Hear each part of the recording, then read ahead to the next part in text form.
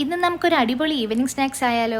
കുട്ടികൾ സ്കൂളിൽ വിട്ട് വരുമ്പോൾ നമുക്ക് പെട്ടെന്ന് തന്നെ ഉണ്ടാക്കി കൊടുക്കാൻ പറ്റുന്ന ഒരു ഐറ്റമാണ് കേട്ടോ.